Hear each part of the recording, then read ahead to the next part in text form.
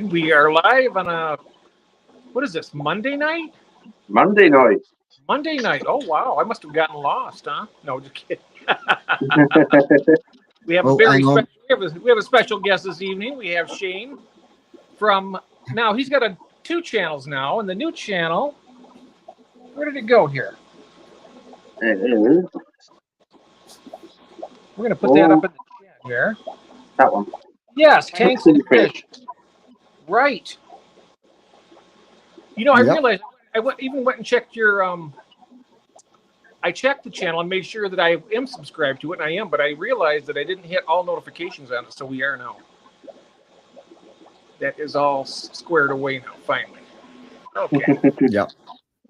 So, anybody who knows Shane here knows that he's mostly into koi, but he also has a tropical tank, and so we're going to be talking about tropical fish tonight because that's mainly what we do, but we kind of like spread out into different types of areas. So. Yep. So I'm going to go ahead, Shane, and let you talk about your tank, and we'll go ahead from there. How does that sound? Yep, sounds fine. Absolutely sounds fine, Jeff. Okay. So the tank is one of the dual Rio range. It's if I remember correctly, it's the 120 liter. So in there, used to keep like cardinals, as well as like with the corridoruses, plecos, like the bristle nose, because obviously I don't want them getting too large. So I thought, right, we'll go with the bristle. You know, it's one of the smallest varieties you can kind of get. Yeah, bristle nose are great. I love my. Used to have a tank up here, literally where we're looking right now. We used to have a little African cichlid tank, but as you get with some of them, I'm guessing it's more because they were in a smaller kind of tank. They kind of went extremely territorial and kind of woke up, and all I had left was one. I'm like, he went on an absolute rampage and just took the others out. Wow. Do you remember what species that one was? The lone survivor? So I was like, okay. And once he passed, I was like, right, taking that tank down. Put the tank away, used it a couple of times for growing on small koi. Like just had them in the room, light on 12 hours a day. And then whilst I was doing that, obviously had the tank downstairs, and pretty much from that, once a couple of the other angelfish went for some reason, I'm not quite sure whether they were getting attacked or. Do you remember what type of, was it Mbunas that you had, or were they? Yes, they were Mbunas. Mbunas, okay. Yeah, they were Mbunas. I'm just wondering what species it was that ended up killing all the other ones. I know it was like I want to say more predominantly blue. Okay. Did it have horizontal stripes, or did it have the vertical bars by chance? I think it had the horizontal. Okay. That sounds like it might be an auratus, but they're normally like a blackish blue color. They're very aggressive, and they're known to wipe out an entire tank by themselves. Be interesting to know what type it was. See, unfortunately, when you go to certain stores, they'll tell you all the good things, but they won't tell you the bad things. Right. It's like when I got the blue acaras. They were like, yeah, they'll be fine with tetras. They'll be fine with angelfish. you know? And as you know, because I've told you before, I woke up in the morning. Acaras just literally ate the whole lot. Wow. Oh, yeah, the tetras are a nice, tasty, expensive meal. Yeah. Yeah. That's That's what tetra. Yep. That's what tetras are. Yeah. Now with angelfish, I mean, it's fine to keep, the electric blue Acaras with them. They should get Yeah, along because pretty well. they're obviously a larger fish. But I've also put in rainbow gourami. Oh, okay. They seem to be doing fine as well. So a rainbow gourami. Okay. You broke up there just a minute, Shane. I wasn't quite sure. I'm not sure whether it's the internet or what, Oh, because I had to go onto the Wi-Fi stick, so maybe it's a little bit temperamental. If it is, I'll drop out and reconnect to sure. Either way. to the Ethernet and reboot it. Yeah. So a rainbow gourami is what you said. You had. Yeah. You had? Yeah. Now is Yeah, that a I got dwarf the- species of gourami, or is that a rainbow? I'm just trying to picture what that would be. Rainbow. Oh, Is it like a dwarf? I bet it sounds like a dwarf gourami. Oh, Yeah. Okay. Yeah. I love those. Those are beautiful. Yeah. Yeah, they are kind of like a dwarf variety. Mm. Pretty, very pretty. Oh, yes. Well, you know what we forgot to do? Maybe we should run through the chat and say hello to everybody for just a moment. Yes. Get to the chat, Yes. and because I realize I usually have a way of doing it, and I completely missed that part. So, Yep. You want to go ahead, Arnold, and do that? Yeah, I'll do that now. Yeah. Okay. Right. So first off, we had Andrew, all the Hello, way Andrew. from Rhodes. I think that's where he is. He doesn't have time for that. I have to Nope. use this too, Shane. By the way, I don't know if you've ever seen me use this or not, but I've had to use. Yeah, I've this seen you for a use while. them. Yeah. We had Tommy in early. Hello, Tommy. He's just back from a vacancy. He's now in chill mode before he moves heavy tanks around. Vacation. Nice. We've got Sweet Acres Koi Farm. Hello, Christine. Thank you so much earlier for helping out. I was trying to locate you, Shane. I know I had your email, but I wasn't sure if you.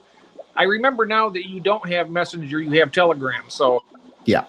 I was just trying to contact you so we could get this Yeah. all straightened out. All right, but she helped. She helped out on me, and also we're friends on Facebook now, which is also good. I thought we already were friends, but I hadn't sent the request until today. Okay. We have sorry to interrupt there. right. We have Gord. Hello, Gord. Welcome. We have see Gord. Keith. We have Keith. Hello, Keith. Skull Aquatics. Hey, Curtis. Welcome, my friend. Good to see you. Let's have a look. Who else we got? We've got Shane's brother in chat. Hobby Town Hello, Chili and Koi. welcome. We've got June. Hello, June. We've got Adele. Hello, Adele. How's my Australian sister doing? We've got Shady Grady. Hello, Shady Grady. Welcome, my friend. That's Mike. Shady Mike. Yep. We have Sandy. Sandy Doty, one of my favorite people in this world. I'm so glad I seen her come across down there, and it made me smile immediately. So good to see you. We've got Horizon Fish Keeping. Hello, David. He's on next week's show. Next week's show, yeah. David, yeah, we have our, and we're having a special. It's 180-gallon top 5 fish, so it's going to be an interesting one. And he'll be our guest on that one. We have Cinders 2304. I think that's a new person. Yes, How it you is. doing? Cinders. Yes. New person for us. I seen a subscription come across earlier from her, and that was very nice. Thank you so much. We have Keith Koi Haven. Hey, Hello, Maureen. Maureen. Hello, Maureen. That was a brilliant live stream you guys had on yesterday. I loved it. Mm. I really enjoyed that. We've got Fish Yeah, Family. Hello, Fish Fam Link. Welcome. We have Seeker YouTube. I think that's the new one to the channel. Yes, this gentleman here. He got a new pair of Apistogramma trifasciata. Oh, And nice. I just been. He's a new friend that I met, and so I subbed his channel, and he's got some new fish, and I went over there and checked them out. So good to have you here, my friend. Welcome. We have Glenn from GB Shrimp, Frogs, and Isopods. Yes, hello, Glenn. Welcome. We have Chris. On Saturday. I was a Stubbsy. Saturday. I'm sorry. Oh yes. We have Chris.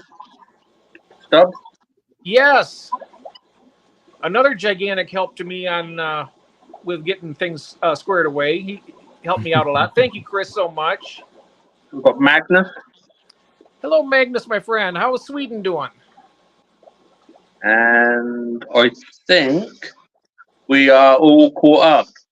Yep, I believe Yep. so. All right. We made it back down. We're back down. Yep, we're back down. to Glenn. Hope things are good over in Sweden, Magnus. Yes. I hope things are good everywhere. Yes. We can use some good right about now, right? Oh, Yep. absolutely. We could always do with some good news. I mean, the world tends to get a little bit crazy every now and then, and it kind of makes me wonder, you know, with everything that's happening overseas and whatnot. It's always good to have an escape from that, because there's really not a lot we can do about it, really, Nope. in the short term. Right. So we're talking with Shane tonight, as he's got his other channel. He has the tropical tanks. Am I saying that right? I am so sorry. My mind. That's all right. Tanks and fish. Yep. Tanks and fish. Thank you so much. But it's Because it's literally that's all what it is. You know, whenever tanks and fish. Yep. And it's your tropical side of your hobby. Yep. It's also good as well because we have more places for tropicals here than what we have koi.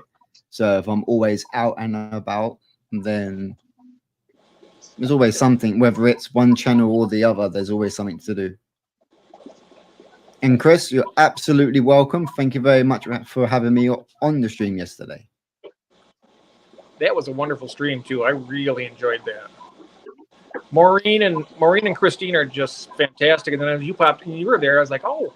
And then I seen Vince was out in the chat, so that was a lot of fun.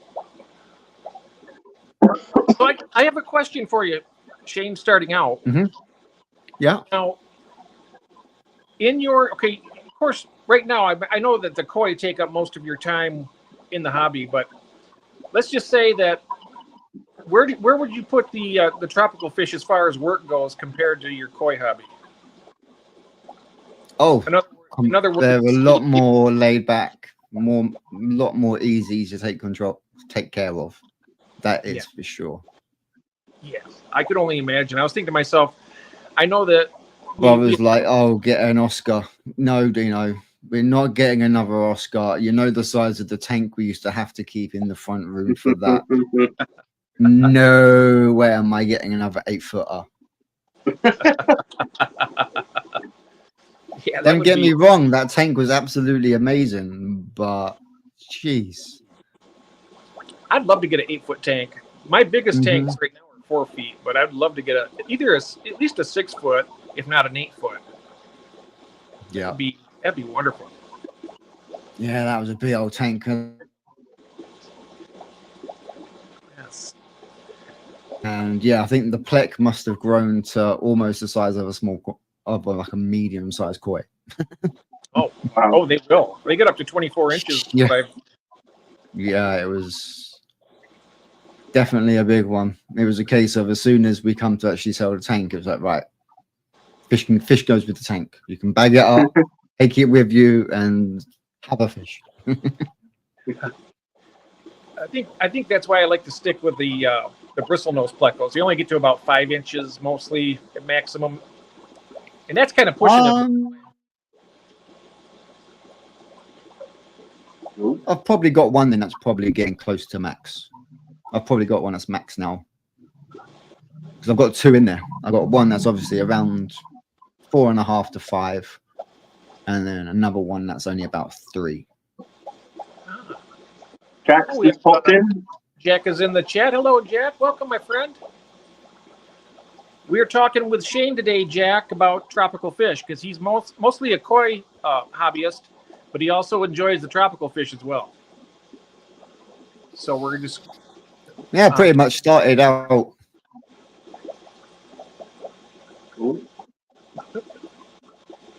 seems to have, Did I freeze again then? Yeah. yes. Right. Let me just back out, and I'll jump straight back in, guys. Okay. Okay, sure Okay. thing. Sure thing, no problem. All right. We've been having that a lot around here. The internet's been going off. Yeah, I think the weather's been acting up all over the place a little bit. I'll tell you what, I wouldn't mind a koi pond. I wouldn't mind building have one. too. Oh, I'd love to have one. Yeah. That would be nice. You know what I would love? Because here in my basement, if I could make it, you know what would be really cool is to have an outside pond, but have it come and have like the glass portion on my back wall here. That way I can see from inside. And then that would be kind of fun. I'd probably have to, be like all year around too. So it'd have to be at least 4 or 5 feet deep or more.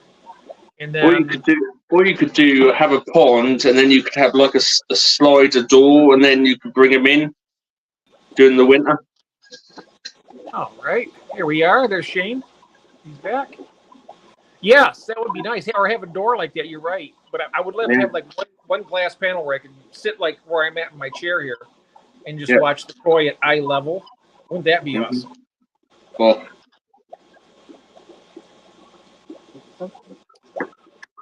Keith was saying he made a concrete koi pond about 8 by 10 feet by 4 foot deep. Wow. Oh, nice. Nice. I've been told by everybody who has a koi pond, when you build one, double it. Yeah. If you say you want to do 8 by 10, do like 16 by 20 or something. 20, make it bigger, because you'll regret it if you don't. It's always good to go as big as possible. But 8 by 10, that'd be big enough to have a few koi in there and really enjoy them. Yeah, I'm just looking here. Let's see. Green Machine Sweeten's asking. Sometimes I never built a koi pond. I wish I never built a koi pond, but I always forget when all is started up and running for the season. Oh, okay. I bet you'd miss it, Magnus, if you ever decided to not, if you didn't have your koi pond. I bet you're much happier having it, enjoying your fish. I know I would. So Sweetgate, this koi farm, I feel there's a crazy fun guy hiding in Shane, Hobby Town, and inside info if you want to share. Well, he said that was his brother, right? Yep. June is saying we dug a 4 foot from the fence, can't go bigger than that. Glenn is saying, seeing some awesome koi ponds on YouTube with sections that come into the conservatory like a stream, glass topped with thick glass flooring type stuff. Nice. Nice. Very nice. And then Shane's brothers, Shane started last year with 1 pond for his koi, now pond 1 and 2 tanks. So he's got a bit of an addiction starting, which is what we like to hear. Absolutely. You're in the right place. If you like fish of any type. You're in the right place. That's right. Absolutely. Keith is saying that he definitely agrees with doubling the size. Yes. So, yep. Absolutely. I'm gonna go ahead How's your fish room doing anyway, Jeff? Doing all right? It's doing pretty well, honestly. Yeah. It's been doing really good. I am just about to the point where once I get I've been talking about this for a few weeks, but it's getting very close now. I'm going to get my stand built, get my other tank set up, and then I plan on doing a couple projects. I was talking about doing a Wallstead type tank or like a dirted tank, Mm-hmm. and I think I'm still going to do that, but I want to wait to do. I want to trim all these plants that I have. I have a lot of Ludwigi and stuff that are getting really overgrown, but I want to make like a forest in one of my new tanks. Yeah. Once I get the dirty tank set up, so it's gonna be kind of cool. And then eventually, what I want to do in that tank is have like a bed of sorority or something. Having like 6 or 8 beautiful female Trying to bedders. sneak back in then. Oh, welcome back, Shane. Trying to sneak back in with a cuppa. Oh, there you go. Hey, no problem. I came prepared. I got my cup here. Yeah. Yes, and I That's got my your favorite. cup here. I'm a little prepared. I came prepared. Have to. So Chris was saying there she's waiting on a new beta delivery. Did I miss what type she's getting? Oh, I think we have only now just got to this, I think. Let's have a look. Missed that too. Yeah, that is literally where we are. So yeah, currently waiting on a new beta delivery. Ooh, nice. How many What betas type? do you have on the way, Christine? Oh. Are they the wild type or just the beta splendors? Because Jeff's got you got both, haven't you? You got the wild and the splendors, haven't you? Yes, I got the plakat pair, and then I have a pair of beta chinoides, which is a wild type from Indonesia, and then I have 2 other pairs. I have a pair of Unimaculatas, which are a larger, more predatory type beta. Beautiful fish. Yeah, they're more of the king beta, right? They're part That's of related. that kind. It's related to the king beta. Yes, the king beta, the macrostoma, is like the pinnacle of the beta. They're very expensive. Oh, that's yes. it's a bucket list fish for me. She has a half Someday. moon on the way. Nice. Nice half moon. Oh yeah. See, They're beautiful. originally when I started Tropical was with betas. So over the time I've had half moon pacats, Cambodian. That was a interesting one to have. It was almost pure white with like the red fins. Oh nice. So yeah, that was when I had the all-female tank. So I had literally all the different colors and things like that in there with a few plants. A nice beta sorority. Yeah, that's what the big tank was downstairs originally, and then obviously after time I was like, right, what can I do now? And I was like, right, let's go add this and add that. Yeah. And just try something new. Like, granted, I would love to get me another beta, but not when I got the blue Acaras in there. Yeah, the blue cars would be a little rough on them. They would definitely. I don't think they'd eat them, but they would definitely see those fins and go after them. And just, Oh yeah, they would definitely have a fight. yeah. Yeah. The beta would just be sitting there, just blaring 24/7, stressed out. So I'm not going to do that. Yeah.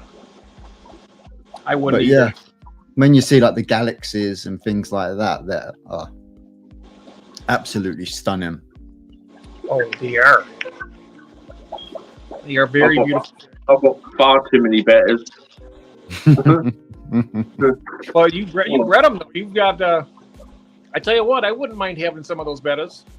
Yeah, I think the nicest one I had was the dragon scale. Nice, yeah. Oh, they are. They're very, very pretty. What have I got? I've got half moon bicolor cross the cat, and then I also got koi half moon cross the cat as well. So Nice. Yeah. And they See, have, that's what always confuses me, because some places they'll label them as the koi Mhm. beta. Yep. But then other places they'll label them as a galaxy. Galaxy. So are they two separate species, No. or are they just No. just named differently? They're the same, and the reason why they call them koi is to get money. Koi tax. Well, Yeah, that and also that's what they it have is. colors. They have the colors of some of the kois. Now, what is it? Which one is the one that has the orange, white? I think it has orange, white, and black. So you got the red, white, and blacks, Red, which white. is either a Showa or a Sankey. They have those now in live bearers, and also they have those in Mhm. bettas. They Yeah. call them. That's what it is. The Sankey, I think, is what they called it. The Sankey bettas, and also I seen that they had a Kohaku. Kohaku. Yeah, Kahaku, just orange and Kahaku. white. Kohaku swordtail. Yeah, they do them. Yeah. So they've Yeah. they've been branching out a lot with their. I mean, they're kind of like with I their can colors. just see Chris googling an image right now. Yeah. Oh yeah. Or Oh, yeah. when I used to work in the aquarium store, which shut down 2 years ago, we used to have koi guppies. We used to sell them in pairs, and they used to be, I think it was like £16 for the pair. 2 guppies. 16 pounds. Wow. And they were proper, real stunning fish. They were. Oh, they can be expensive. You get a really nice line and really Yeah. good quality. And then Kuhaku swordtails, they were really nice as well. Yeah. But yeah, they are basically the same. It's just the word koi means they can get a bit more money on. I think I seen on Dan's Fish they had a pair of cauliflower swordtails. They're like a really dark red fish. $300 for a pair of them. Oh yeah. Can you imagine if I had a pair of those? I could breed those up, and I could, if I was able to sell them for even half that much each, or even a quarter, I would have a fair chunk of money on my hands. Because you can get 24 karat gold betters as well. 24 karat gold. And they are around £29.95. And Ouch. if you look back on one of my videos, I had a half moon Dumbo eared better called Reg. He cost me £49.95. Yeah, I know. I've seen some of the galaxies in like Maidenhead and things like that, 45, 46. Yeah, I sell all my betters. They're £15 each. So That's a good price. It is a good price. Very good price. That's very nice. That's something to be quite proud of. I mean, for one thing, it's an achievement on its own. The racking system that you've done for those, you successfully bred them for one thing, and then you was able to save a great deal of the fry. So now you're making some money with it. So I'm not being funny, but I actually had one of these instances where I thought that they didn't breed, so I put the female back in where she came from, which was in the sorority, kept the male in there, and then I thought, well, I'll give him one more go. So anyway, gave him another go, and then when they laid eggs up in the bubble nest and put the female back after breeding, I saw like these little ones coming out from underneath the filter. ooh. And it was the spawn from before. Oh wow. So you just didn't see it. No, but the dad took, even though it was a different dad, the koi took him in. Yeah, some of them will take them on like as a surrogate father kind of figure, where they will just pick that egg up and try and stop it from hitting the bottom. Yeah, and just straight back up into the nest. And then after like a week or so, there was even more little ones coming out. And the dad was like, "Yeah, come on then, let's have you all in here." And then I kept him in there for about a month with the dad, and the dad wasn't bothered at all. See, that's interesting because all the other videos that I've seen and whatnot, they always say once they're like 2 days old, you want to take that male out. So the fact you've had one in there for a long time that has been caring and doing a good job, that's definitely, it's exceptional. it's definitely a hats off moment to you. Yeah. I've even got 12 cats, babies still in their original tank together. I've still got 12 all together, and they're not fighting or nothing. So yeah, so sometimes if they're, I'm guessing if they're kept in there together and they've grown up together, there's less stress in the tank. Yeah, there's no chasing, there's no biting, there's nothing. So less aggression. The higher the number, it spreads the aggression out more. Same with like the African cichlids. The more Africans you have, the more peaceful the tank's going to be.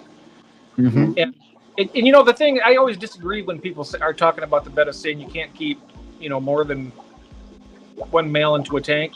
I mean, if you look at it in nature, I mean, they don't migrate long distances. I don't believe. I think they have like a territory.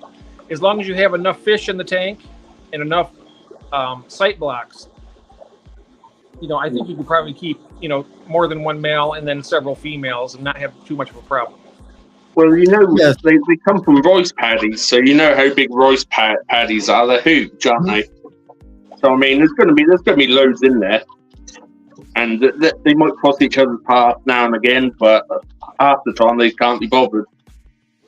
Yeah, as long as you've got, like, you know, when they're in like the larger tanks and whatnot, like I'm sure with most fish that are semi-territorial, as long as you've got enough plants, enough caves, enough little, as Jeff says, as long as you've got places where their eyesight gets blocked, then they'll all find their own little corners and different parts of the water column in which they actually like to stay, and they're quite happy there. In fact, I have a pair of plakat bettas right now. I keep the male and female together all the time. And normally in a situation like that, the male would possibly get aggressive and take it out on the female. But I have some live bears in the tank, endlers, and there's so many of them there that he doesn't even bother chasing after the female. If he gets close to her, he more wants to breed with her than to attack. So whenever she comes into view with him, if she comes from the other side of the tank, they'll meet. Then he'll start flaring and trying to display for her. Which is really he'll try and curl himself, like he's like, "Yep, come on, I'm ready to curl." Yep. And I noticed something else too. It's interesting, Arnold, is that at the top, I thought, well, maybe some soap might have gotten in the tank, but it's like a little bubble nest. That where the male is starting to do some of that. So we'll see what happens.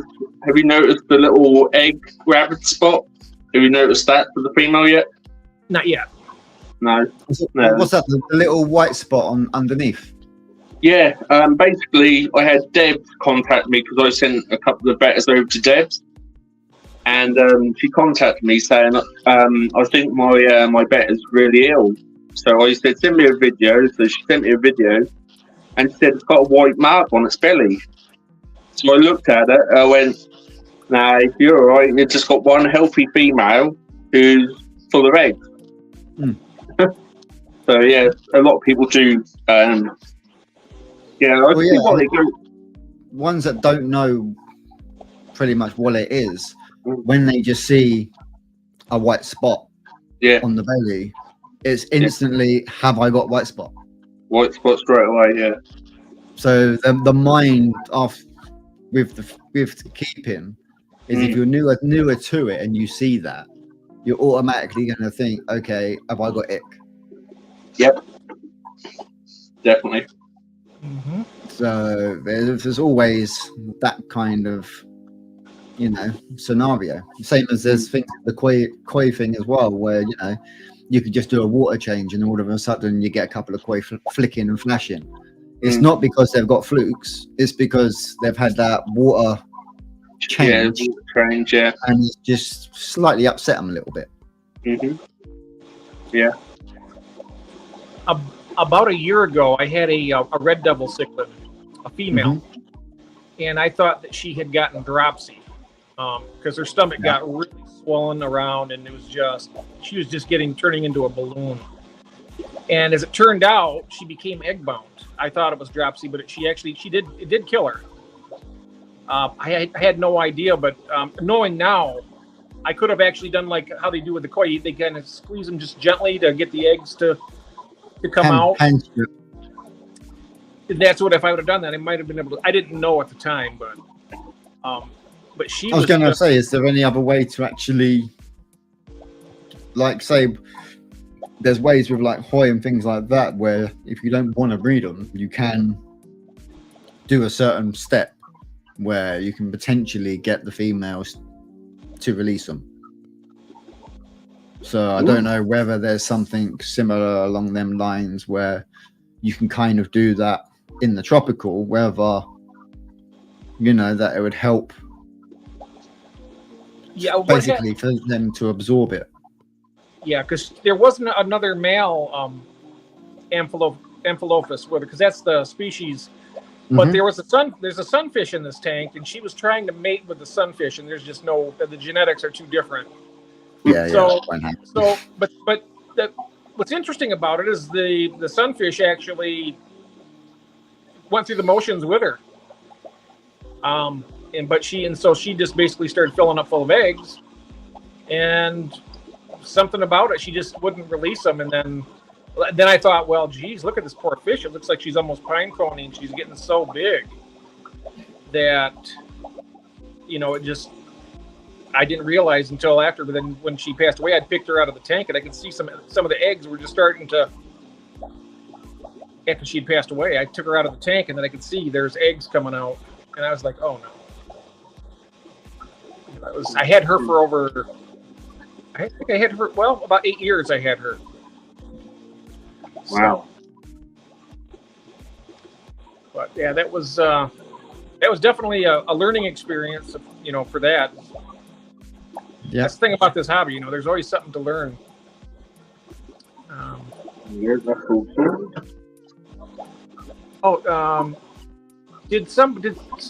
We did drop the. Maureen, I couldn't find it either. Shane, tanks and fish. There it is. There you go. Red laser's on it. Yeah. Thanks, Red Good Laser. one. Thank you, sir.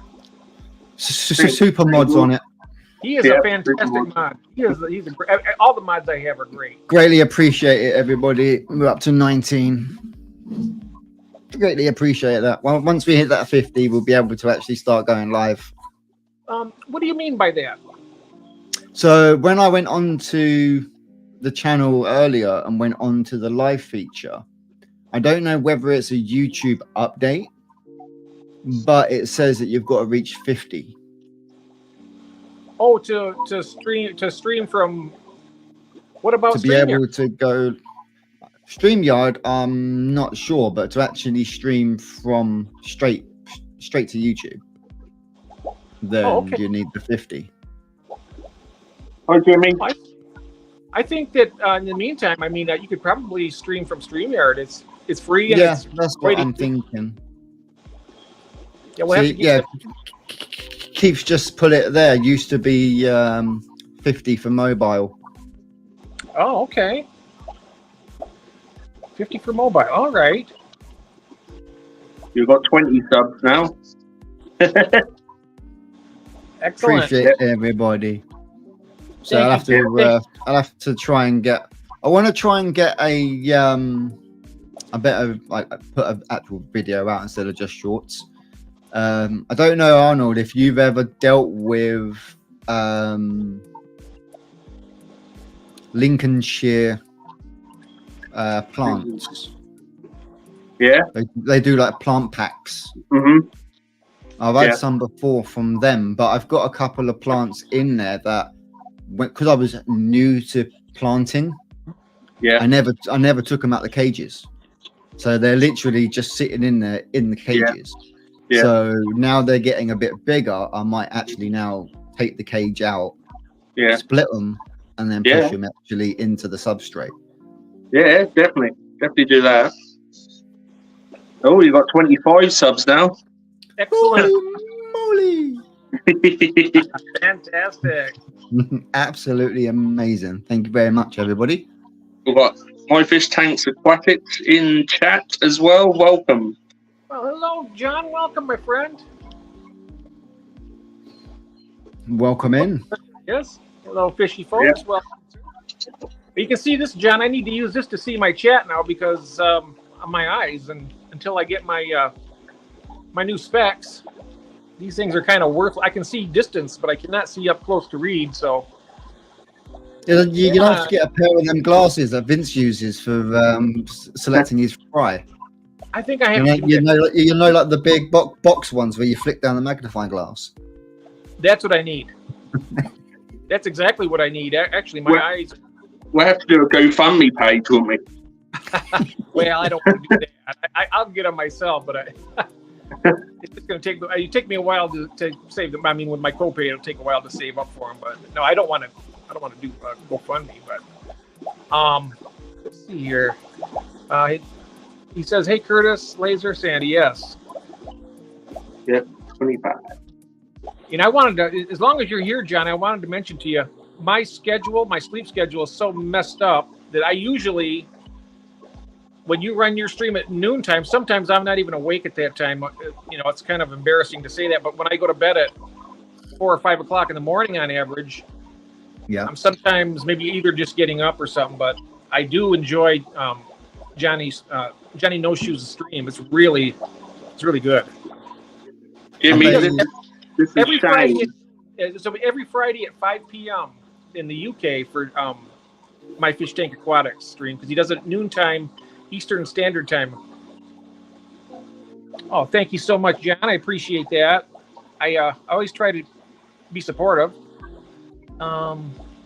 Let's not talk about sleep schedule, June says. Yeah. Yeah, it's kind of my sleep schedule can be on and off as well, especially at the moment with doing the building work and whatnot. I just try and sleep at night time, and my brain's just like, Yeah. like, no, just shut off. I need to sleep. Yeah, that's the thing with my mind. It just goes like a tornado 24/7. You know, sometimes I've been known to stay up for 2 days at a time before even getting tired, and then I might sleep for 2 days. It's weird. Not good. No. The link, Skull Aquatics has put your link in the chat. Thank you very much, Skull. Thank you My very Fish much. Tanks Aquatics. You can go and click the link and subscribe to Red's done Shane. it as well. Hey, There you Skull is a great friend. He's a good guy. He's got very interesting fish room. He does a lot of the wild type. He does a lot of the endangered species, the Cares fish. Okay. Limias, all kinds of really interesting. You know, so it's more. I mean, it's a great, beautiful fish, but he's also preserving a lot of the species by breeding them, and then he sent me some, and mine have bred, so I have tons of them now, and so you know, it's keeping the species alive. You know, in some of the areas they're completely extinct in the wild. Yeah. So he's really That's the thing as well. You get to that point where on the wild side of things they do become extinct, and it's only through everybody else, you know, managing to get hold of some and then get a couple of successful breedings, and then they can then pass to someone else in a different state or a different part of the country, and then they do it and then start to reproduce. Obviously they're never going to be able to go back into the wild because they're being.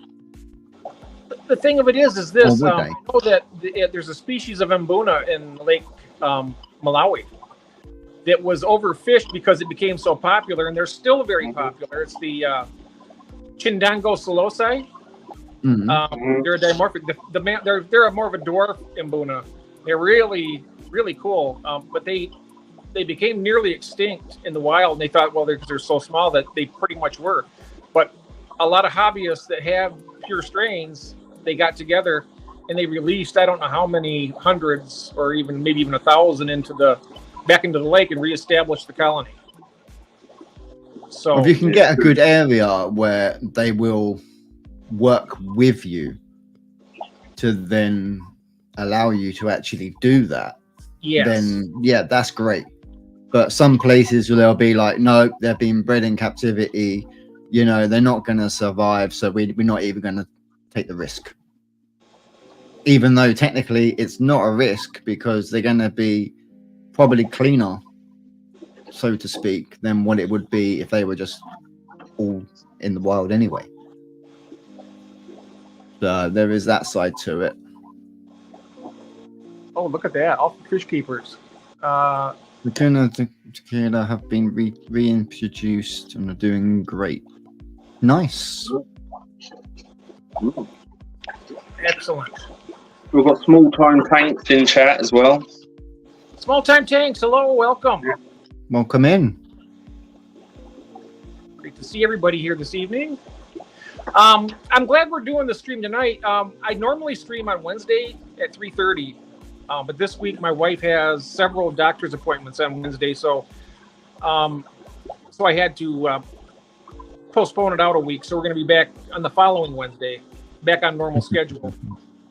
But I was like, oh man, I'm starting to get the shakes here. I'm going to miss all my friends on here, you know, this week, not being able to have my stream every week. And so when you mentioned about having the stream tonight, I was like, oh yes. And then I let Arnold know too, because he was excited about it. I sent Arnold an email and he goes, yes, I'm great. He was excited about it. So that's good. Yeah, I was thinking about it. I was like, what the hell am I going to do Wednesday night now? What am I going to do? And then suddenly, same thing. I was thinking the exact change and water changes. Yeah, water changes. Yeah. Yeah. Yep.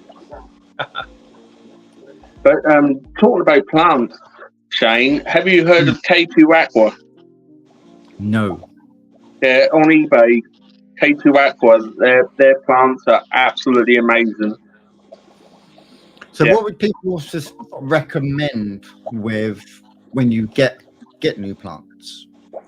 Would you just rinse them off in tap safe water, or would you give them like a very light salt solution and just give them a dip, so if there's any snail eggs or anything like that on it, it would basically kill them all, so that when you then put them into your plant, you're not risking the tank exploding?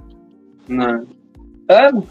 All depends really. I normally just rinse them in dechlorinated water. That's all I do. But then I've got fish which will eat snails. Yes, yeah. I don't know whether the blue acaras would. I would say yes. If they're little pest ones, I would have thought they would go after them. Yeah, they might. Yeah. Especially the male, anyway. I'd be more concerned about scuds if you wanted to keep any type of plants at all in your tank. Mm-hmm. So what do you mean by scuds? They're little Amphisoras. I'm trying to think of the name of it now. They're little gamma shrimp is what they are. Yeah. And what they'll do is their population will explode, and then they'll eat live plants. Yeah, amphipods. Thank you very much, Curtis. I see that. I was on the tip of my tongue, and I couldn't quite figure that out. But take care, Magnus. Thanks for joining. Take care, Magnus. Have a great night, mate. Good to have you in here. But they will eat your plants. I had some really nice plants. I had a beautiful water wisteria. It was a giant, very hardy plant. It's a Hygrophila deformis, and it's supposed to be the hardiest of the Hygrophilias. And had a scud outbreak in my 55 gallon, and they absolutely stripped that down to the root. in a matter of, I don't know, 4 weeks, 5 weeks when they got in there. And I added some fish into the tank to hunt them down. And I mean, they've done a decent job, but not in time. I even had a ton of, you know how fast hornwort grows, and Yep. they stripped a huge portion of that. We're talking a 4-foot tank here, and it was all along the entire top of the surface of the aquarium, and they stripped a good portion of the hornwort right down to the stem. And that's a really tough plant. Honestly, hornwort is a tough plant for an animal to do that. But we have here, K2 is you kill the eggs and live snails will die with salt, but the eggs are easy to get rid of. Yes. I normally, when I get them, I normally go over the leaves, and then you get most of it off because you can just, you know, you can pull your finger up. You're like, nice. But it all depends what plants you want to put in there. Well, I've already got an Anubis in there. Obviously, it's still, as I say, it's still in its little cage, so I do need to order myself some aquarium glue to stick it onto the cave. Yeah. At the moment, it's just uprooted, so we've got like these long roots that come up just out of the substrate, and then you just got this floating canister, and then the plant hanging out of it. So it's like, I don't want to touch it too much because the root system on it's, I'm gonna say the roots are like that on it. Yeah. So I'm like, okay, well, it's obviously doing all right, yeah, doing well, isn't it? You know, it's not like it's buried in the ground because it's floating good 4 or 5 inches off the floor. Yeah. So technically, it is suspended, which is how all like the rhizome plant should be. Yeah. So obviously, I've got that. I've got quite a big Java fern. Yeah. Which again, I'm gonna be. Don't think I've got anything koi related tomorrow to do. So I might split it tomorrow if I can find my plant tweezers and things like that. I might get some of that and pull it in and try and spread it around a little bit. But I know. Don't know if you have this issue, Jeff, with the bristle noses attacking your plants. Not so much with them. I mean, I know that they will go up into like a stem. They might go up and they don't eat the plant, but they will try to eat if there's algae on the leaves or something like that. They will try to do that. Jeff, did you just say that they don't eat plants? What's that? Did you just say that they don't eat plants? My plecos don't. My bristle nose don't. I've got a breeding colony in that tank there, and they strip plants down big time. Really? Wow. Amazon swords. They take them down. It's like Lord of the Rings, and there's like the enemies and yeah. Maureen, which one are you trying to share? Because I know my one's not actually saying I'm not signed in, so I can't actually put anything in chat for some reason. Oh. There's no place to type? No, not unless I go... Hang on, let me try it this way. The skull says mine don't eat plants. I can do it this way, it's easy. 2 monitors. Joys. Ah, okay.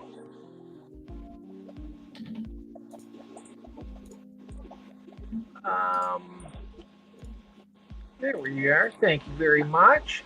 Yeah, mine don't do that though. Mine don't seem to bother the plants, to be honest. I mean,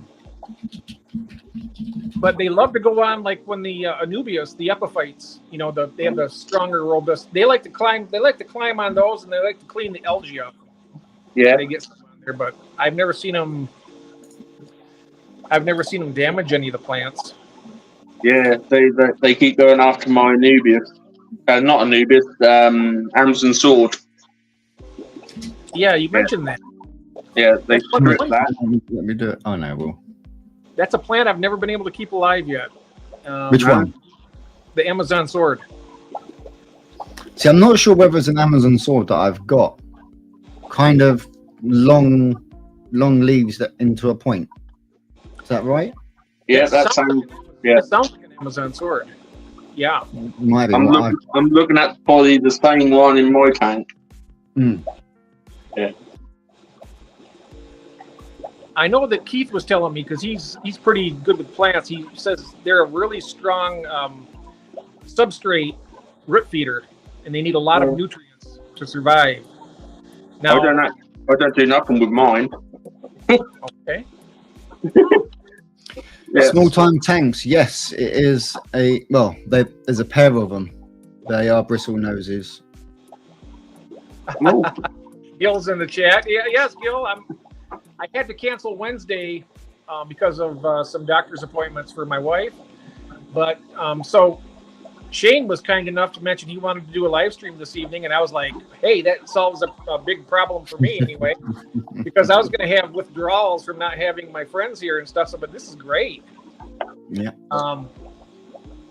So yeah, we're just doing something a little different on a Monday, which is kind of fun. And end of the day, no one likes a Monday because they have to go back to work. So why not come home and and just relax at night time and talk fish? Yes, 100%. that's right. Finish the Monday blues with style. Yeah. Nothing like sitting with a nice cup of coffee, watching the tank, just relaxing, and I just love it. That's one of my favorite things to do, The whole world could be going crazy, and then I can just come down here and just let it all melt away for a while. So how many cars have you got then, Shane? I think there's 3 now because one of them decided it was going to annihilate the other male. So So are they one male and 2 females. nice? Yeah, small time tanks brings about a very interesting point here. One of the best foods I found for getting my plecos into breeding is feeding them canned green beans, the French style cut. Mm-hmm. I can go through a can. I mean, I don't feed them all the time. I feed them maybe once or twice a month. I'll open a can up, and it usually lasts maybe 2 days, spread out among all the tanks. Yeah. But that will get those plecos into breeding really quick. Get them conditioned right up real fast, and they love it. And it's also good food for the baby plecos to eat as a first food. See, I would go for at some point to do a breed, but if I was to breed like the blue Acaras, then I need to have that other tank set up so that I can move like the angel into there. Because I know for a fact they're going to lay their eggs, and then the angel is just going to come in and go. Well, I think the Acaras will probably keep the angel at bay. They're really good. They're really good at keeping guarding. Are they quite similar to angels in the aspect of if you have put like one of the terracotta cones in or one of the angle pieces of purple slate for them to lay the eggs on? If you take one of those terracotta pots and lay it on its side into like a cave, they'll spawn inside of it.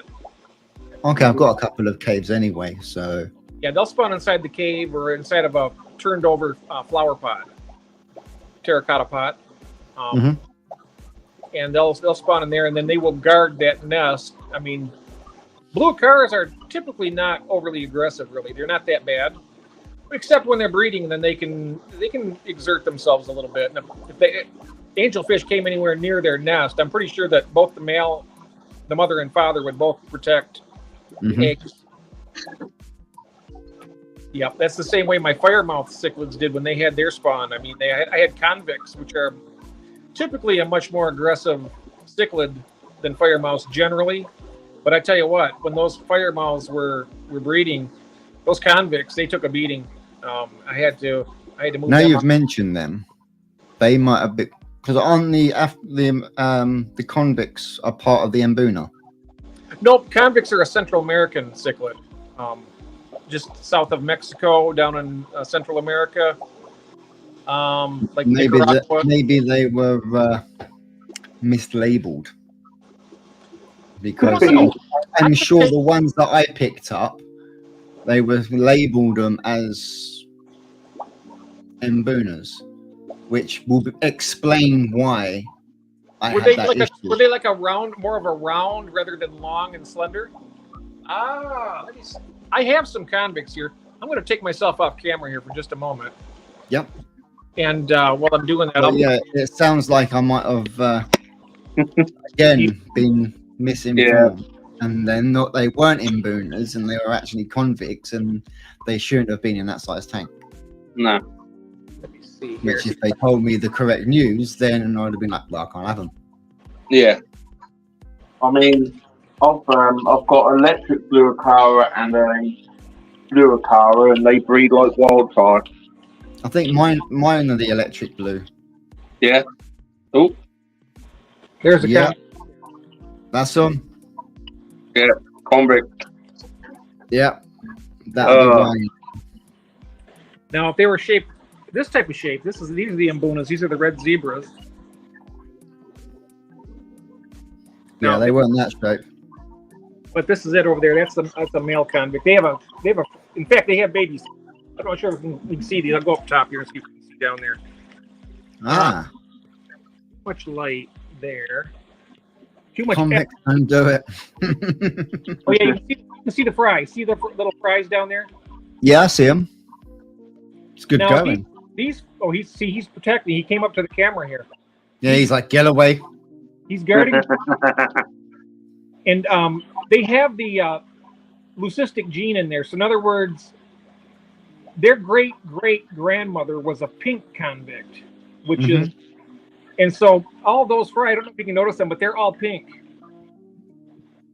They're not the striped variety. They're offshoot from, and they're really active too. They're all over the place. Yeah, you got a good hatch there. Good hatch rate. Oh yes. But I don't try to save any of them. If some make it, they make it. And if they don't, I mean, it's an underrated fish, really. I mean, they breed. The only problem with these fish is they breed so easily. You could pretty much take a male and a female and throw them in a toilet, and they will breed. That's how hardy they are, and they're so. I mean, that's part of the reason why they're so popular in the first place. But the problem is everybody got them because they're such a easy beginner fish. And then before you know it, the entire market's completely saturated because people are bringing their babies in. But I highly recommend these to anybody who wants to have cichlids and have a breeding experience with their fish because they're just lovely. Maybe that's something to do with. Maybe it's something to do later down the line with the 4th foot once it's all planted and established. Oh yeah, you'd really enjoy that, I think. And if in the babies, there's different things you can do with them. You can try and turn them in, or you can, I don't really like to. I know I used to have Oscars, and I used to take the babies. I had hundreds and hundreds of them. There was nothing I could do with them really. They were in the same tank with the Oscars. I just let them go, and the Oscars ate them. They would. Eventually, they would get to a certain size where the Oscars could actually see them as a food source. Yeah. And then, the same thing with these guys. These are the eye biters. I have like a mixed tank here. They'll do the same thing. Most of these won't survive till adulthood because the sunfish here, and I got this guy over here. He's definitely quite a predatory fish. He will. Wow. Yeah, he's a. Sorry about all the algae in the glass, guys. I had it all cleaned up. Then, like I say, I have to get at it again here. This is a female. She's getting kind of tattered up a little bit, though, because this male over here is trying to breed with her all the time. And But, yeah. Of course, all these guys breed nonstop also, and I just let that tank go as well. Every once in a while, we'll get a survivor. But I'm not taking any heroic measures to save any of these guys because they're beautiful fish. I love these. Mm-hmm. But We've got some new people in the chat, Jeff. oh, do we? We've got Welcome in, new people. we've got Eduardo. Hello, Eduardo. Welcome. We've got Jeff Kane. Hello, Jeff. Welcome, my friend. And I think that is everyone, I think. Yeah. Oh, wonderful. Figure as long as I got you on here, I'll just take you around. I don't know if you've seen all these tanks yet or not, Shane. I'm just gonna. No, I haven't seen them all. No, I've only seen the ones. This is called here. this is called a dragon blood here. This is one of my peacock. One of my. I was going to say, is that a peacock because of the markings on the fins? Yes, that's a peacock. Most of these are peacocks in here. I have one red zebra right here, Mm-hmm. but everybody else in here are peacocks. And then I have a peacock over here, a little bit larger one, and I have a red zebra in here. These are both adult, full size. And then So what's kind of like the max size that a peacock would grow to? well, they say for the dragon bloods, different people say they've told me that 4.5 to 5 inches. So this guy right here is about not quite 5 inches, but getting close. Yeah, so it's getting close to being maxed out. And the red zebra is probably full size. It's probably about 4.5 to 5 inches. Yeah. These are the pink convicts I mentioned earlier. This is some of the ones that I saved. You can see the difference in them. These are beautiful fish. It's a male and female right here. Yeah, yeah. What's interesting though is this male actually has the same coloration on the stomach the female does, and that's very rare. You see the red on the stomach, Arnold? Yeah, I was going to say, yeah, normally, definitely. what I've read up, the male tends to be a little bit darker. Yeah, Beautiful, aren't they? I love these fish. And these are my very first fish that I ever bred back in the 70s. So much aggression in there. Oh, they're doing So much aggression. Oh, I know.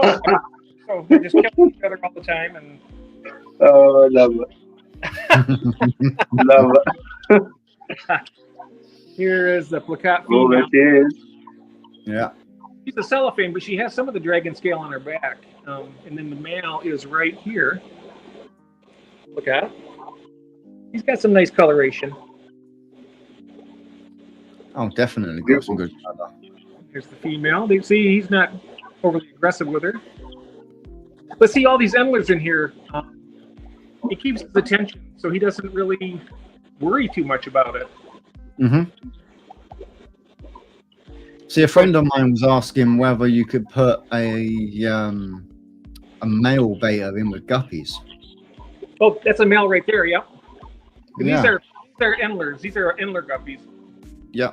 Now, if you have the long tail fin guppy, I don't think I would do that because No, because anything with like the long tail or the long fin, they're gonna get picked.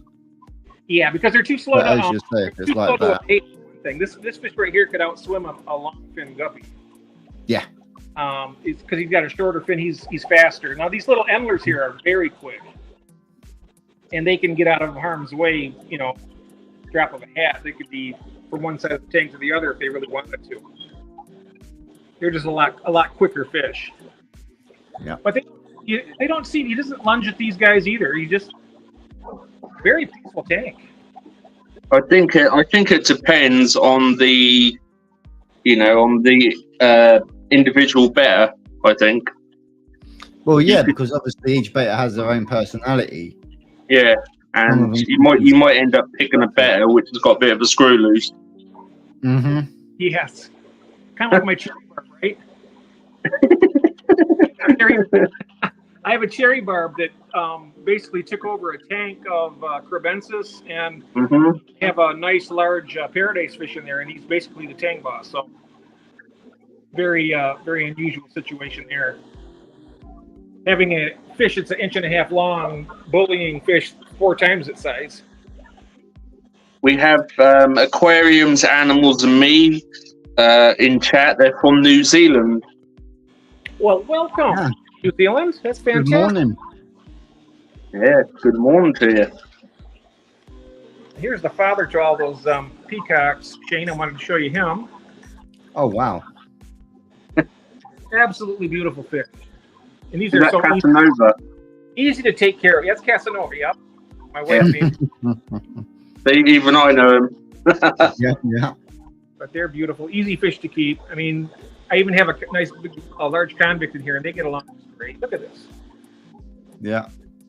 The aggression is terrible in that tank. Yeah. Oh. Split him up. Someone get the handcuffs out for that convict. Come on. Oh, dear. Casanova is the tank boss. I have to say that, even over the convict. He does, when he's breeding with all his ladies here, he definitely is a force to reckon with. But he doesn't, even so, he doesn't go after anybody, really. Wow, look at him now. Yeah, I love that fish. I also have his little son over here. He's like a spitting So image is it right with them that when they get close to breeding, they're almost like the spots on the fins become more vibrant? Is that right? Mm-hmm. Yeah, they can. Yeah, they can. I'm just trying to remember everything I used to read up about them all, you know. It's like unlocking that filing cabinet in the back of my mind that I just kind of put aside to bring the koi forward, and it's just having to unlock it now and bring it out, and it's like, okay, little bits are still there, which is good. I haven't got to re-educate and more research. There's the little pistos, little cichlids. That's Got the interesting. male. One. Oh, they're very. They're almost full size here. You only get to about usually about 2.5 inches, maybe. So they're like a dwarf cichlid. Yes, these are dwarfs. Mm-hmm. And I looked out. I got a wild type female, and I got the orange flash male. So there'll be a really strong bloodline. And then Yeah, that would be a very strong bloodline. That'll definitely be an interesting one. Oh yes. And got the snails in there. Yeah, I got lots of snails. I don't mind the snails one bit because they're actually like a safety net when you think about. That's the way I look at them in my aquariums.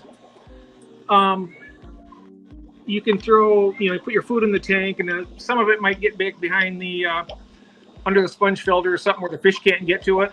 The snails will get to it and clean it up. Yeah, there is that.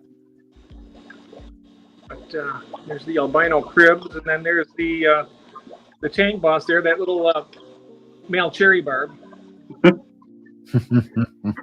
These little pain in the bum ears.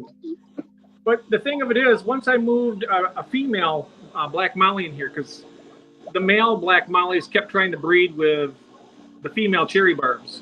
And the cherry barb, he just kind of lost his marbles and went after them, and they just fought continuously.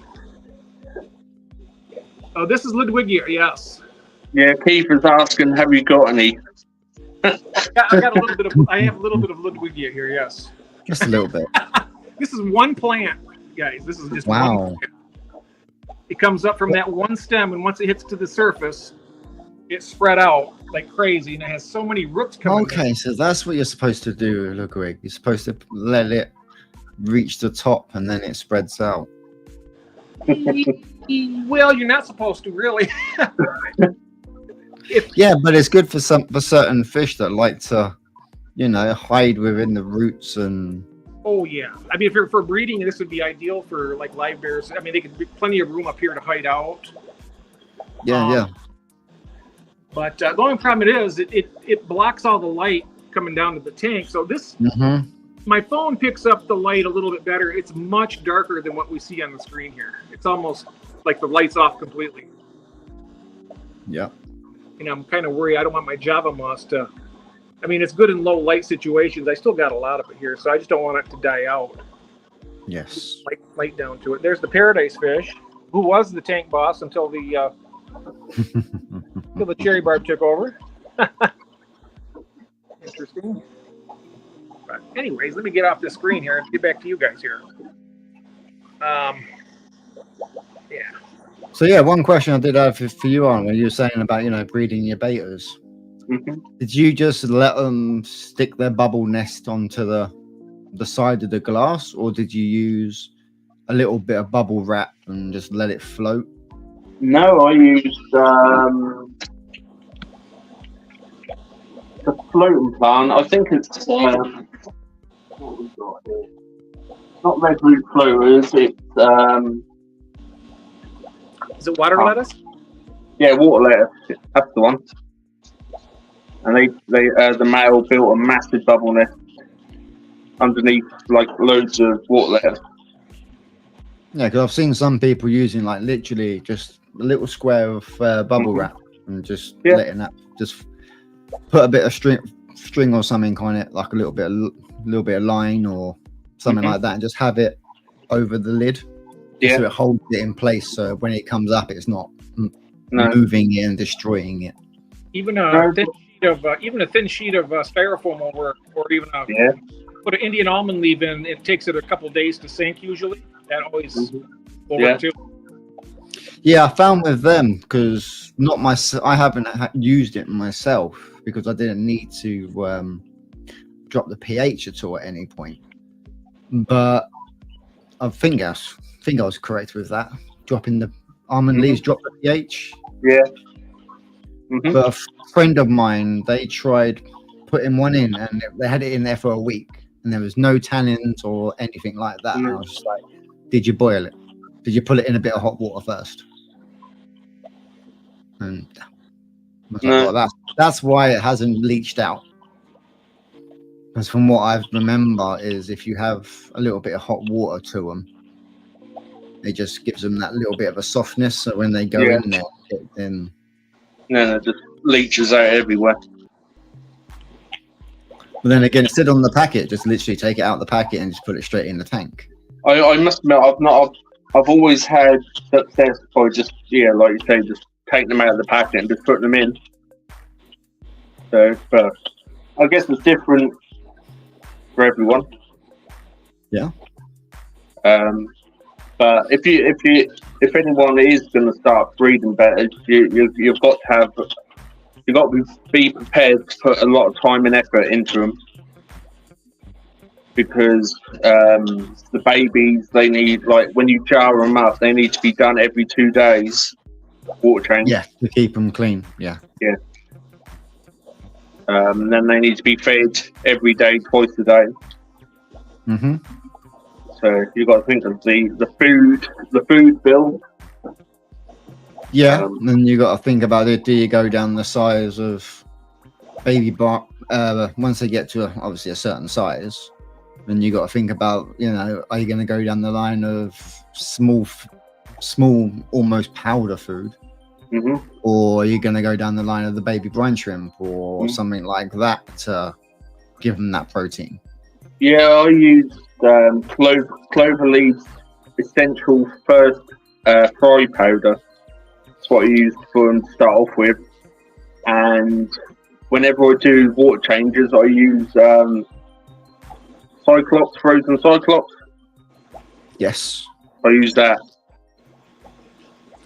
And Daphne or Moina would work too. You have some Daphnia maybe, or Daphnia, some Artemia because I get what you call it's a branded frozen food called TMC. I think I've seen some in the freezer in one of the stores. Yeah, I highly recommend that stuff. Breeding ponds. You can get. Sorry, Jeff. Oh no, sorry. I was just reading what Keith put here. He says I'm too busy breeding pond snails and propagating duckweed to breed bettas. Yeah. Jesus Christ, I wouldn't have a chance of breeding any pond snails.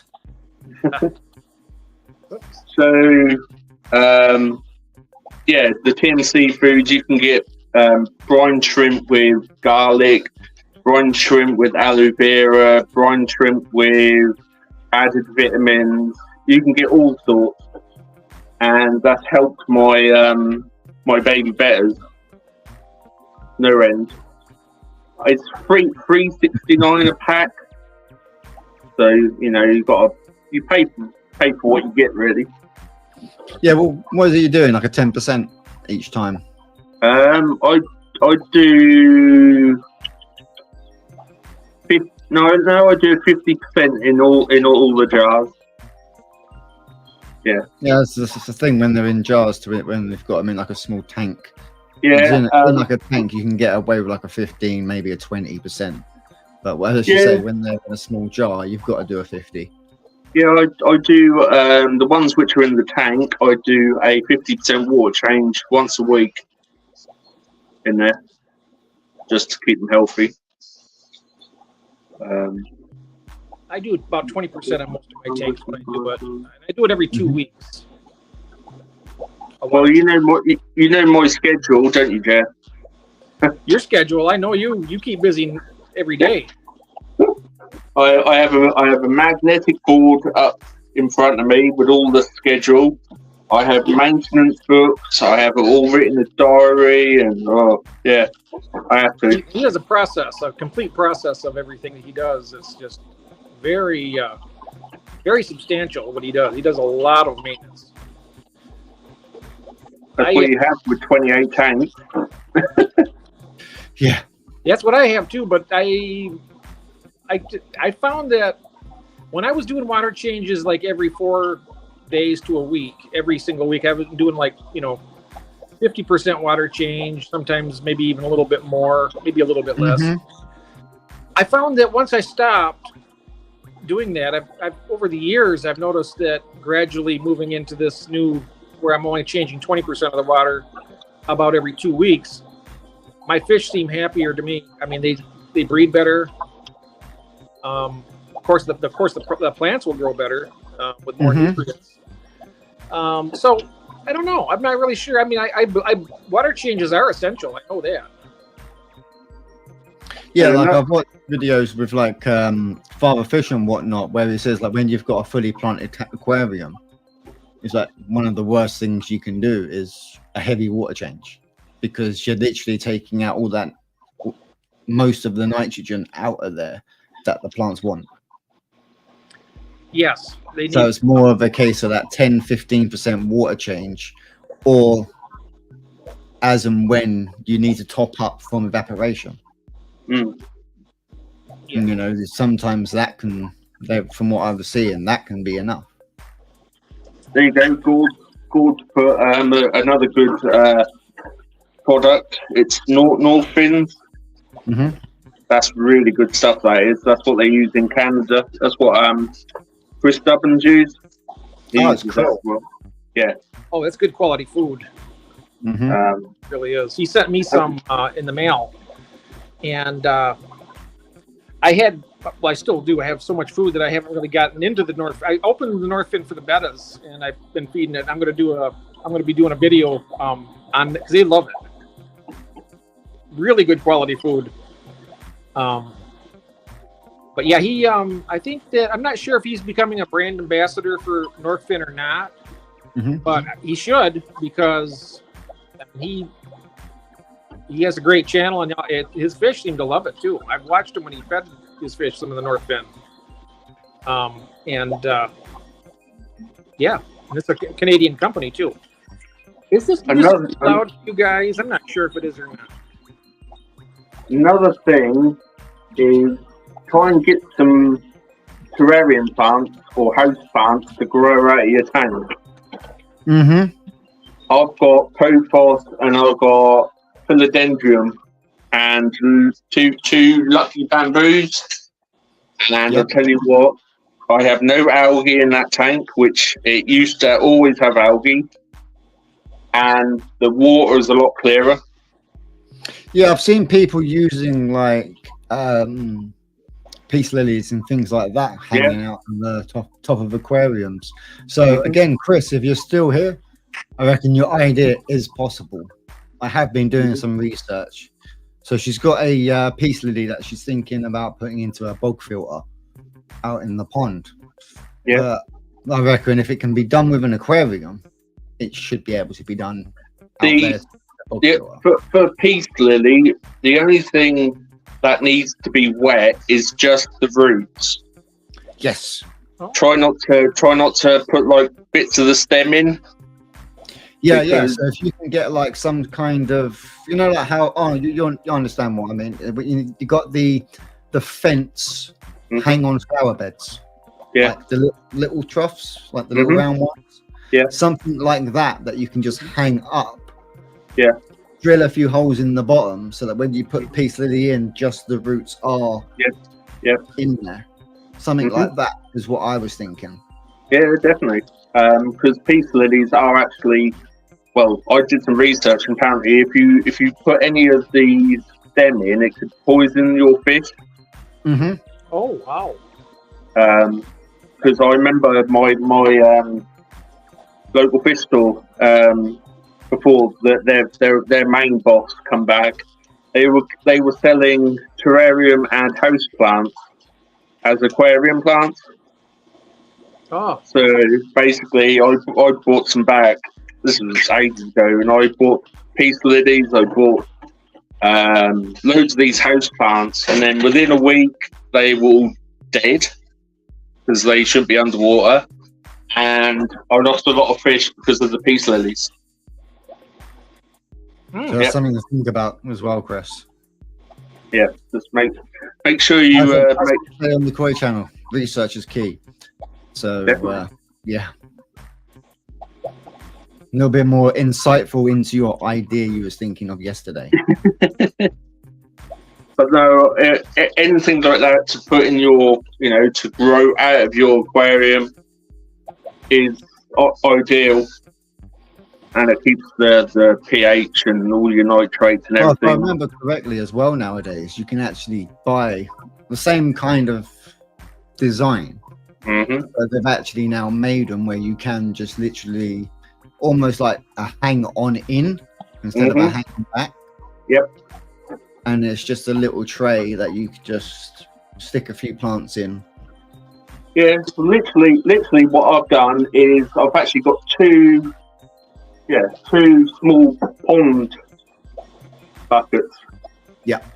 And I've just put them in there, and all the roots are now coming through, and it's literally taken over the top of one of my 5-foot racks.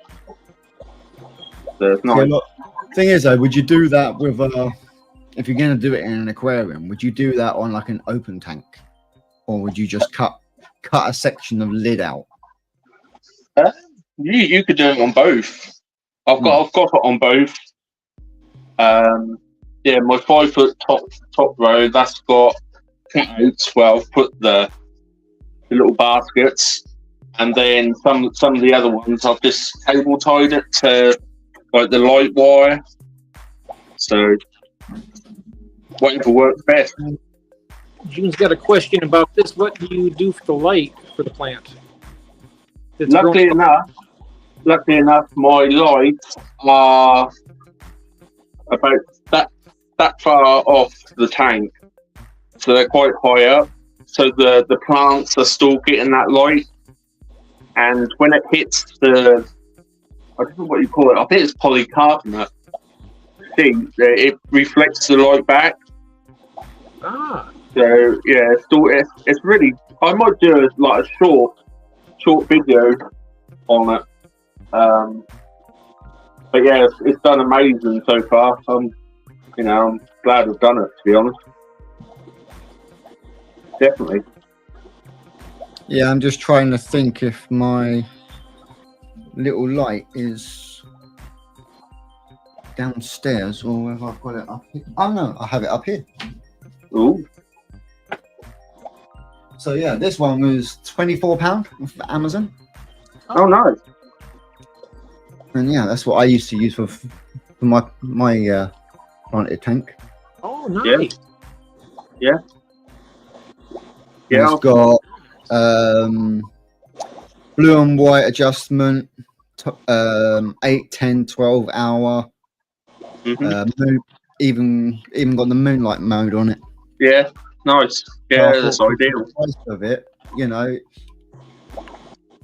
And it's got the little feet. So if you wanted quite a large tank, Sweet Acre, is that a full spectrum? that one out fully. Pretty much, yeah. Oh, okay. And Gil's Fisher says, my parlor palms and peace lilies grow in baskets containing clay balls, drilled holes. Oh, okay. Perfect, Gil. Perfect. Nice. Yeah, very good. So yeah, you can get them into a tank. How Trying to much? get it all in the fit in there. It's, you know, Yeah, it's kind of similar to a Higer light, isn't it? very similar to a Higer light, but a lot. Cheaper. So to say, How much is Basically, 24 pound in US dollars? I think it's about $37, 34, 35, 35. something like that. Okay. Yeah. There's a little reminder from Gord. If you haven't hit the like button, please go and hit the like button. Well, thank you, Gord. I appreciate that very much. Shane, I wish I had a like button that I could press for everybody in the chat because everybody's so fantastic. I mean, so I can just tell you, thank you so much, everybody. Yeah, there you go. My brother's just converted it for you. So £24 is $31. Oh, okay. And your brother is asking, Jeff, what size tanks do you have? What size tanks do I have? I have anywhere from 10 gallon up to 75 gallon right now. And I have, in preference of what he's trying to like size wise, conservatory tank is a 40 gallon. So you can work out. Wow. He can work out what 70 is from that. Oh, okay. I know. What is it? It's 160 liters for a 40 gallon. Is that what it is? Yeah. Okay. So 40. So the 275 liters. That probably for the 4-foot tanks, roughly. Yeah. See you later, Glenn. Oh, Glenn, thanks, Night, mate, for Glenn. stopping in here. Enjoyed your stream the other day. We will catch you again. Thank you, my friend, for coming in here.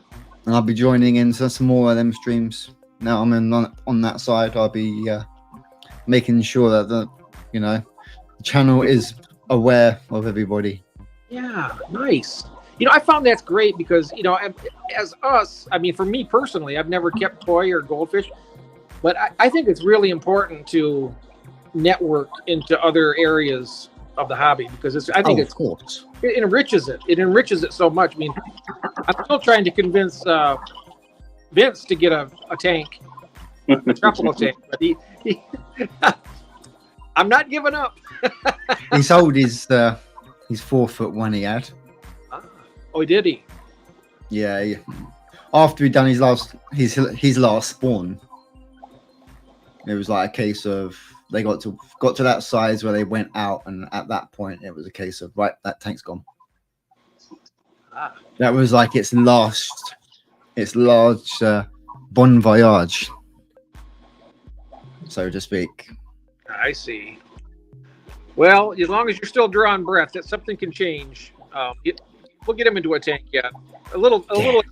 Get him a little better. Something. He'll fall in love with it before you know it. He'll be full of tanks. Yeah, you just get him a little Sankey better or something like that, And anything with like which like koi, but yeah. Like the Kohaku. Yeah, just like some like Kohaku swordtails. We could do like a Secret Santa thing, couldn't we? Oh, he'd love that. I bet he would really enjoy that. You could have all those beautiful colorations of these fish in a small tank. He wouldn't have to. I've got a couple of spare tanks. I know with some people in chat that would just be absolutely laughing right now listening to this. I know Oh dear. But no, thank you. This hobby is very interesting. You learn new things every day with this hobby.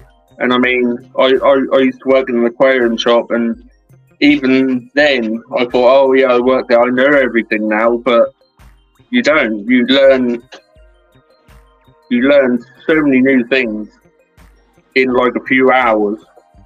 It's crazy. And then that's one thing we're working on. And then because we obviously had a pond section, so we had all like the koi and stuff, like all these high-end koi.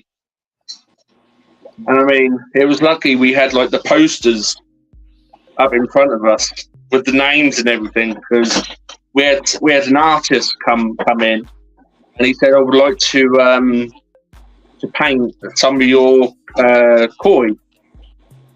So he gave us the names, and I was like, hang on, I need to go and get someone else who actually knows the names of these because I ain't got a clue. And he did them, and I'll tell you what, they were absolutely amazing. Real lifelike, mental. I'd love to find a chart of koi that shows the different colors, the names, so I can. Trying to think where it was. Cotswold koi. I believe I brought them for my brother for Christmas. Oh, Nice. that way I can learn know exactly when somebody says, like you said, the Sankey or the Kahaku or the what is the other one? The Tanchos and the Tanchos, with the the red Achibas. the head. Yep. Yeah. What are the yellow and black ones? Yellow and black. That would be a Kiyatsuri. Okay. Oh, we have Swift Aquatics is in the house. Welcome. Good evening. Oh, who's that? Oh, Horizon Fish Keeping. Do I still work in the aquarium shop? No, because it closed down, unfortunately.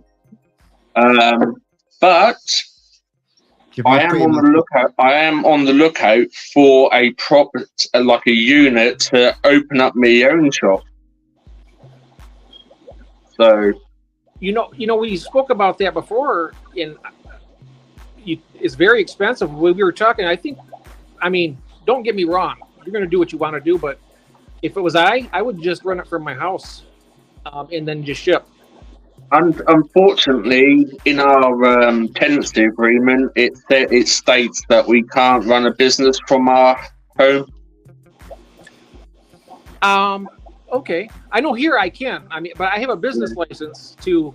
Oh, I just got my low power for my phone here. I have a business license but I can't have people come to my home. Okay. No. I take my fish, I'll box them up, and then I'll ship them out, and that's allowed. And then I have my it's called the DBA, the doing business as. And I don't have the LLC yet, but I want to get that. But I have the I can't think through the IRS. In other words, when I'm selling my stuff, my taxes are taken out so that I get a report of it. Yeah. So basically, what the stage we're at the moment is we're looking for like a unit to rent. And we found one which is £650 per month, which is quite cheap. It's got on-site parking, which is ideal. I've got all like how many racking systems I need, ponds, reptiles. It's going to be a reptile shop as well. So yeah, and then obviously we'll have a special room for like quarantine. Like if we import fish, we'll then put them in there for a week or two before they then go out onto the shop floor. Yeah, have them out the back, like a little. Yeah, as we call them in the koi world, a section 32. Yeah. So warehouse 13. So yeah, it's not going to be a big shop because I don't want it to be huge, because the more bigger you do it, the more upkeep it's going to be. So I'm going to probably have 20 racking systems. Probably three ponds for koi and goldfish. Then there'll be like 8 to 10 vivariums, and then obviously like dry goods and pond food and everything else like that. So David's saying great because he has lots of fry to sell. Yeah, well, I watched one of his videos. He has everything in his fish room. It seemed like it was breeding. He had fry everywhere. Yeah, and I was like, it glued me right to the screen watching it. It's just so I love that part of it. Definitely.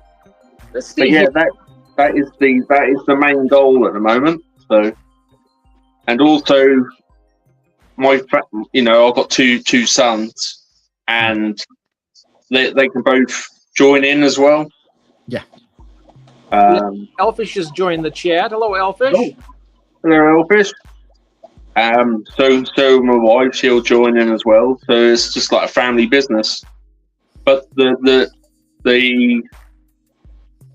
shop name will be King's Aquariums and Reptiles. Mm-hmm. So I'll use my YouTube name. So it makes sense. I've got to say that we've got 33 people in chat. Well, Absolutely brilliant, guys. And they are enjoying the stream, which is good. Yeah. I can stay as long as my battery holds out. I only have one charger upstairs. My wife has it on her phone. She needs to have communication. If I'm down here, she needs to be able to call. Well, if my phone runs out of power, she can call me for help. But yes. So. Gord put my fish room tour in chat. Thanks, Gord. Thank you so much. I do actually have a marine tank again. I've got two pipe fish. Do you want to show them? Do you want to show a couple of your tanks? They currently aren't out. Oh, okay. But yeah, I've got two pipe fish. My local fish store were selling them as freshwater. But when you actually do the research, they're actually brackish come marine. So I've now got a little marine tank. So, yeah, they're doing all right. I personally think that Richard is having pole dancing fish food eating sessions like Skull does. Oh my days. Oh my goodness. See, I saw a video randomly not related to that, which is we're not going down the line of pole dancing. And someone was saying with flake food, obviously some people just crush it up and just sprinkle it on top, like we've seen for years. Mm-hmm. Is it better to sprinkle it on top, or is it better to actually take like a damp hand, put your flake into, and then submerge into the water before releasing?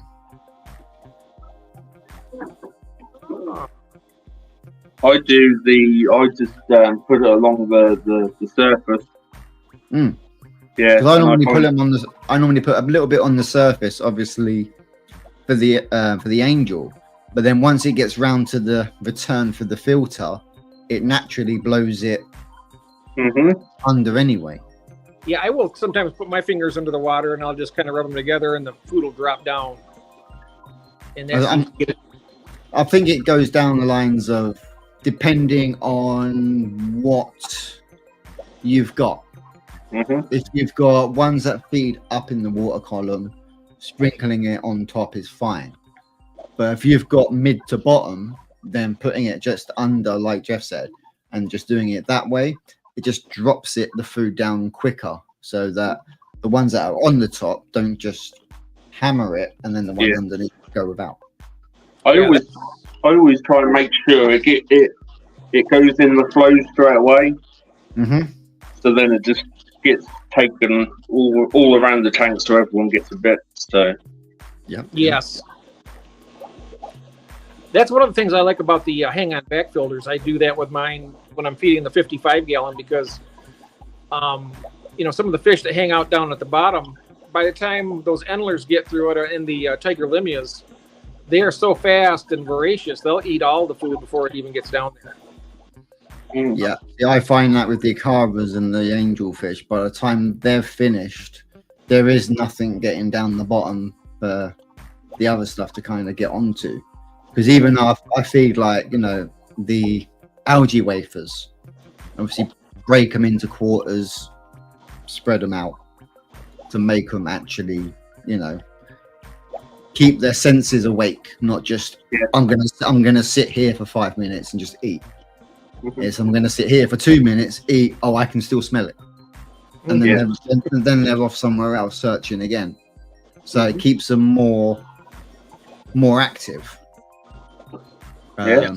But when you've got like your corridorus, catfish, and things like that in there, yeah, they will have some of the algae wafer, but I find they prefer either the pellet or the flake to actually hit the bottom before they actually get active.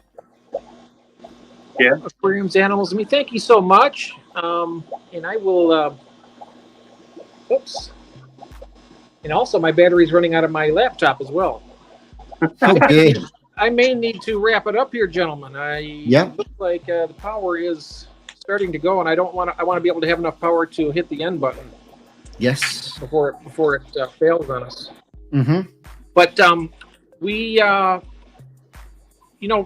than Wednesday that I can't be here this week, we can always do another stream later in the week if you guys would like Yeah. to. Yeah, of course. I'll be down for that. Excellent. Definitely. Hopefully by then I'll might even have some more because I might go and order some plants now. Oh, okay. Yeah. K2 Aqua, definitely K2 Aqua. Okay. K2 Aqua. They got some pink flamingo for four. Oh, don't talk about £4. pink flamingos and when we've been talking about Vince earlier. Come on. Thank you, Jeff, very much, sir. I appreciate that. Thank you. Dear. Thank you, gentlemen, very much. And I really enjoyed this. Yeah, it's been good. It's been Thank you really for having me enjoyable. on.